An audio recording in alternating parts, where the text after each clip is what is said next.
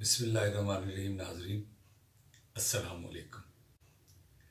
मैं सैयद फातिर शहीद एक बार फिर न्यूज़ टीवी के प्रोग्राम पोइटिक न्यूज़ के साथ हाजिर खिदमत हूँ। नाज़रीन, आज आपकी नज़र किए देखता हूँ अपनी एक मुसलसल गज़ल। मतला है, लौटा हूँ तो घर चुप है मगर सोच रहा है, ये शख्स तो पहले भी कहीं मुझसे मिला है। अब के मेरे साथ आई है दीवारों पे रौनक, लेकिन उसे वीरानी दामन का गिला है।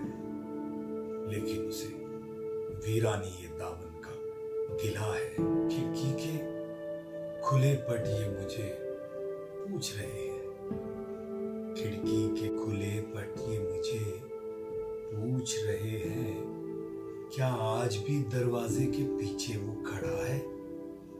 क्या आज भी दरवाजे के पीछे वो खड़ा है? तुम जाते हुए नोच के जो फेंक गए थे, तुम जाते हुए नोच के जो फेंक गए थे, वो फूल अभी तक वही बिस्तर पे पड़ा है। वो फूल अभी तक वही बिस्तर पे पड़ा है। छुआ था जिसे मेहंदी भरे हाथ से तूने, उस शर्ट को पहना है न धुलने को दिया है। उस शर्ट को पहना है न धुलने को दिया है।